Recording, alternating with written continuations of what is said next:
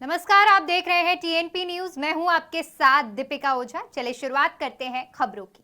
आज देश की एक लोकसभा और 4 विधानसभा सीटों पर हुए उपचुनाव के परिणाम आने वाले हैं। इसके लिए मतगणना जारी है। जिन 4 विधानसभा सीटों पर काउंटिंग हो रही है वो है पश्चिम बंगाल में बालीगंज, छत्तीसगढ़ में खैरागढ़, बिहार में बोचाहा और महाराष्ट्र का कोल्हापुर। वहीं एक लोकसभा सीट पश्चिम बंगाल का असनसोल है। बता दें कि इन सीटों पर 12 अप्रैल को मतदान हुआ था। तो वहीं कर्नाटक में कॉन्ट्रैक्टर की मौत के मामले में घिरे बीजेपी मंत्री केएस ईश्वरप्पा ने इस्तीफा दे दिया है। बता दें कि इसके बाद भी विपक्ष की नाराजगी का दौर थमा नहीं है। कांग्रेस राज्य की बीजेपी सरकार पर ईश्वरप्पा को गिरफ्तार करने का दबाव बना रही है। कांग्रेस का कहना है कि भ्रष्टाचार के खिलाफ जंग जारी रहेगी।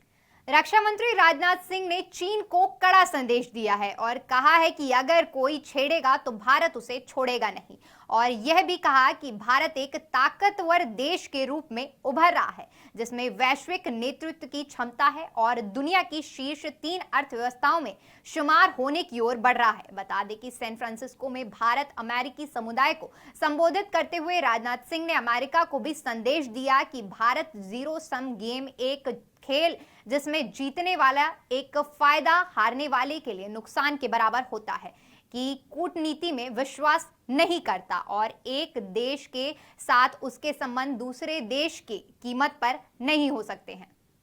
तो वहीं यूपी सरकार के पशुधन मंत्री धर्मपाल सिंह ने कहा कि गाय केवल पशु नहीं है, इसके अनेक लाभ हैं। गौमूत्र में गंगा होती है जिसके छिड़काव से घर के कलेश और प्रेत की समस्या दूर होती है। गाय के गोबर में लक्ष्मी का वास होता है, लिहाजा किसी को भी गाय को आवारा नहीं छोड़ना चाहिए। यूपी चुनाव के दौरान आवारा पशुओं का मुद्दा काफी उठा था। खुद पीएम मोदी ने अपनी एक रैली में जल्द ही इसके समाधान की बात कही थी, लेकिन चुनाव बीत जाने के बाद अभी तक इस मुद्दे पर कोई ठोस कार्रवाई नहीं हुई है। पशुधन मंत्री धर्मपाल सिंह का कहना है कि उनका मंत्रालय रोड मैप तैयार कर रहा है। लक्ष्य है कि अगले 1 साल में सड़क से सभी आवारा पशुओं को गौशाला में पहुंचा दिया जाएगा।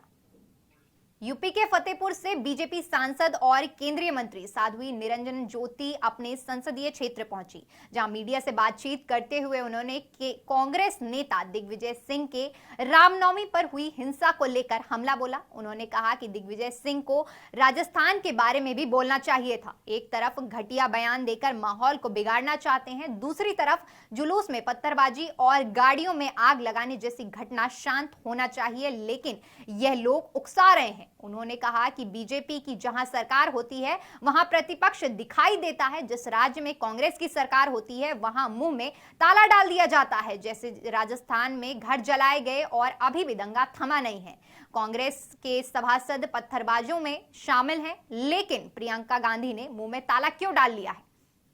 जम्मू कश्मीर के बारामूला जिले में शुक्रवार को आतंकवादियों ने एक सरपंच की गोली मारकर हत्या कर दी थी। यह शख्स निर्दलीय निर्वाचित हुआ था। अहमद बागरू की हत्या को लेकर जम्मू कश्मीर की पूर्व मुख्यमंत्री महबूबा मुफ्ती ने इसको लेकर दुख जताते हुए केंद्र सरकार पर हमला बोला। उन्होंने ट्वीट में लिखा कि टारगेट किलिंग को लेकर बेहद दुखी हूं।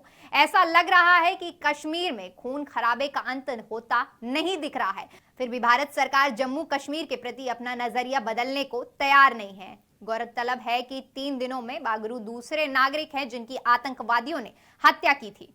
चलिए फिलहाल के लिए इतना ही। देश और दुनिया की तमाम बड़ी खबरों के लिए हमारे YouTube चैनल को सब्सक्राइब करें। खबरों को विस्तार से जानने के लिए हमारी वेबसाइट www.tnpnews.in पर विजिट करें। धन्यवाद।